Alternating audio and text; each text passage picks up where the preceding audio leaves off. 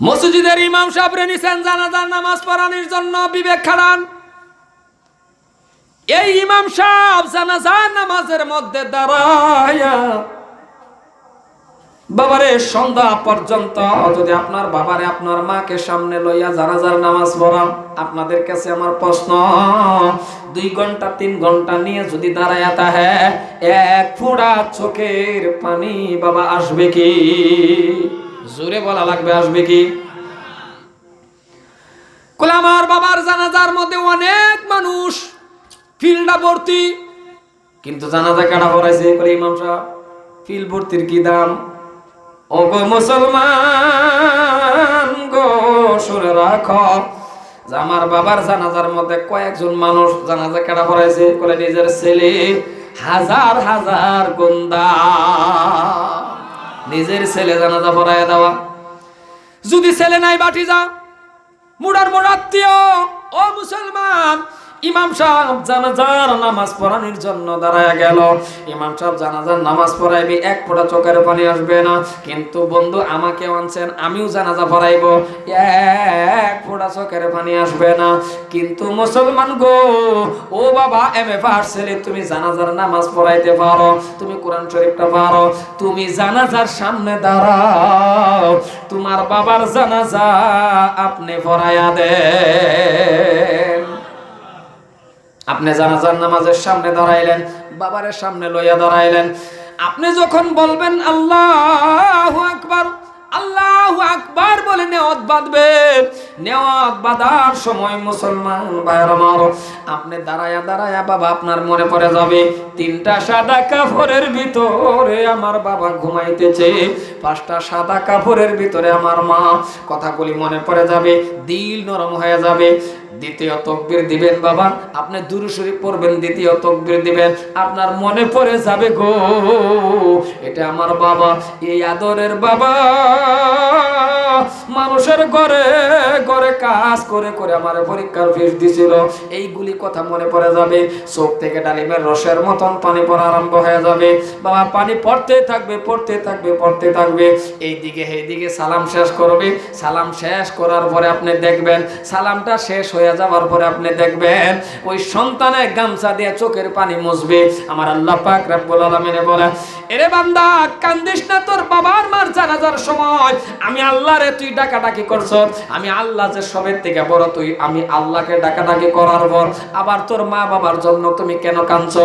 ওগো আল্লাহর বান্দা শুনে রাখো, আমি আল্লাহর কুদরতি রুমাল দিয়ে তোমার চোখের পানি মুছে দিলাম। হতে পারে আমার আল্লাহ রাব্বুল আলামিন ওই আদরের মা বাবার জীবনের গুনাহ মাফ করে দিবে। আরো জোরে বলেন সুবহানাল্লাহ। কবরের মধ্যে নামবেন, কবরের মধ্যে সন্তানগুলি উপরে দাঁড়ায় থাকে, অপর মানুষ কবরের মধ্যে নামে। বন্ধু শুনে রাখো, অপরে মানুষ কবরে নামবেন, অপর মানুষ নামার আগে নিজের সন্তান কবরে নামবো। তুমি নামার পরে গো বাবা সব মানুষ যখন চলে আসবে, একটা মানুষ বেহের লাস্টে ওঠে। ওই মানুষটার একটা কাজ আছে, ওই কাজটা সবাই জানেন, সবাই দেখছেন। ওই কাজটা কি জানেননি? ওই কাজটা হলো 3টা সাদা কাপড়ের ভিতরে থেকে, মা হইলে বাবা 5টা সাদা কাপড়ের ভিতরে থেকে প্রত্যেকটা সন্তান যদি এই কাজটা পারে, আপন মা বাবার মুখের মধ্যে হাত ধরিয়া মাথাখানা দেখবেন, মুখখানা কেবলার দিকে করে না নাই। ওই করাটা যদি নিজের সন্তান হাত জীবনের শেষবারের মতন যখন হাতটা লাগাইয়া দেবে, নিবরে শেষবারের মতন যখন হাত লাগাইয়া পশ্চিম দিকে, তার মানে কেবলার দিকে যখন করবি, তখন সন্তানের দেখবেন বাবা চোখ থেকে পানি ডালিমের রসের মতন বাহির হয়ে যাবে। ওই কাজটাও যদি সন্তানে করতে পারে, চোখ থেকে কান্না আসবে। আমার আল্লাহ পাক রব্বুল আলামিন বলে, বান্দা কান্দিস না রে বান্দা, কান্দিস না, শুনে রাখ কবর থেকে উঠতে দেরি হতে পারে আমার আল্লাহ রাব্বুল আলামিন জান্নাতের মধ্যে বাবা কবরের মধ্যে জান্নাতি বিছনা দিতে দেরি করবে না। আর জোরে বলেন সুবহানাল্লাহ। এই জন্যই বলি মুসলমান ভাইয়ার আমার, দিল নরম করে শুনেন, আপনি এতটুক ইলম শিক্ষা আপনার করতে হবে বাবা। যতটুক শিক্ষা করা আপনার উপরে ফরজে আইন, অতটুক শিক্ষা যখন আপনার হয়ে যাবে, কোরআন শরীফের দিকে মন দেন। আজকে বাবা কোরআন মোতাবেক চলি না, আজকে আপনি আমি কি করি বাবা, আল্লাহরে রাজি করতে পারি না। দুনিয়ার মুসিবত আপনার আমার উপরে পড়তেছে কিনা, জোরে বলেন পড়তেছে কিনা বাবা। এই মুসিবত গুলি যদি সরাইতে চান তাহলে আল্লাহর সাথে বাবা ভালোবাসা রাখেন, আল্লাহর সাথে মোহাব্বত রাখেন, আল্লাহর সাথে যোগাযোগ রাখেন। ওই আল্লাহর সাথে যোগাযোগ রাখা, ওই আল্লাহর সাথে মোহাব্বত রাখা 24434 এই নাম্বার গুলি বাবা মনে রাখবেন। 2 মানে ফজরের 2 রাকাত ফরজ নামাজ পড়েন, 4 মানে জোহরের 4 রাকাত ফরজ নামাজ পড়েন, আবার 4 মানে আসরের 4 রাকাত ফরজ নামাজ পড়েন, আবার 3 মানে মাগরিবের 3 রাকাত ফরজ নামাজ পড়েন, আবার 4 মানে ইশার 4 রাকাত ফরজ নামাজ পড়েন। এই নাম্বারে যোগাযোগ রাখবেন। এই নাম্বারের ঘরটা কোনটা বাবা? এই নাম্বারের ঘর হলো গো বাবা আল্লাহর ঘর, মসজিদ।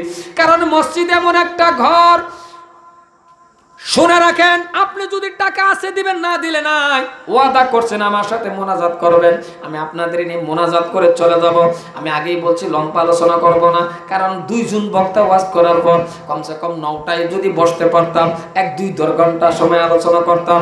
এখন আমি এতটুকু সময় আলোচনা করব না, একেবারে কম সময়ের ভিতরে নিয়ে মোনাজাত করে আমি চলে যাব। আমি বললাম মসজিদ আল্লাহর ঘর, কিন্তু মুসলমান ভাইয়েরা রিয়াজুল জান্নাত একটা জায়গা আছে পৃথিবীর জমিনের মধ্যে, একটা জায়গায় আছে। বলতে পারবেন কি ওই জায়গাটা কোথায়? রিয়াজুল জান্নাত নামে একটা জায়গা আছে, বলতে পারলেন না? পৃথিবীর ভিতরে একটা জায়গা আছে, ওই জায়গাটা হলো নবীজির রওজা মুবারকের পাশে। আর আল্লাহর নবী যে জায়গায় খুতবা দিচ্ছিলেন, ওই খুতবার থেকে কাছে বাবে জিব্রাইলের মাঝখানে অতটুক জায়গা আছে, এই জায়গাটার নাম হলো রিয়াজুল জান্নাত। আরো জোরে কোন সুবহানাল্লাহ। দোয়া করি আল্লাহ এই এলাকার মধ্যে যতগুলি মানুষ আছে এই জান্নাতের বাগানে বসে আছে, প্রত্যেকটা মানুষে তুমি রিয়াজুল জান্নাতের মধ্যে 2 রাকাত নামাজ পড়াবার তৌফিক দিও। কারণ কি জানেননি? আল্লাহ পাক রব্বুল আলামিন বলেন, নবী গো এই রিয়াজুল জান্নাতের মধ্যে যদি কোনো উম্মত আপনার উম্মত নামাজ পড়তে পারে, তাহলে তাদের আপনি বলে দেন, তাদের জানায়া দেন সুশরীরে একটা জান্নাতের টুকরার মধ্যে বাবা নামাজ পড়ে নিল। কিন্তু মুসলমান, আমার দয়ার নবীর মনের খবর তো আমার আল্লাহ পাক রব্বুল আলামিন জানে। আল্লাহ পাক রব্বুল আলামিন ডাক দিয়ে বলে, নবী গো, নবী বলেন আপনার অন্তরের কথা। নবী আমার ডাক দিয়ে বলে, আল্লাহ এই জায়গায় পড়লে তো জান্নাতে পড়লো, কিন্তু এমন উম্মত আমার আছে এই জায়গার মধ্যে আসতে পারবে না, এই জায়গার মধ্যে আসতে পারবে না, টাকা নাই, পয়সা নাই। এরা এই জায়গায় যদি নামাজ পড়তে পারলো না, তাহলে রিয়াজুল জান্নাতে পারলো না। তাদের কি উপায়? আমার আল্লাহ পাক রব্বুল আলামিন ডাক দিয়া বলেন, নবী গো, তাদের গ্রামে গ্রামে, তাদের গাঁয়ে গাঁয়ে করে একটা মসজিদ হবে।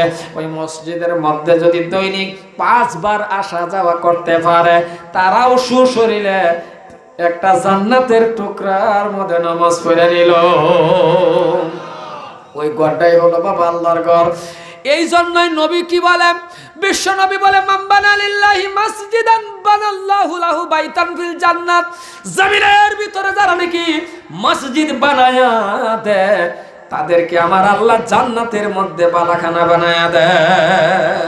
তাহলে তার মতন ভাগ্যদার ব্যক্তি আর কে হতে পারে? ভাগ্যদার কে জানেন? কলে উমুক 3 তলা 10 তলা বিল্ডিং বানাইছে, ভাগ্যদার না বাবা, না ভাগ্যদার না। আপনি মরে যাবেন, ওই বিল্ডিং এর মধ্যে বাবা একটা সময় আপনার বাবা আপনার ছেলে বাবা মদও খাইতে পারে, একটা সময় বিল্ডিং নাও থাকতে পারে।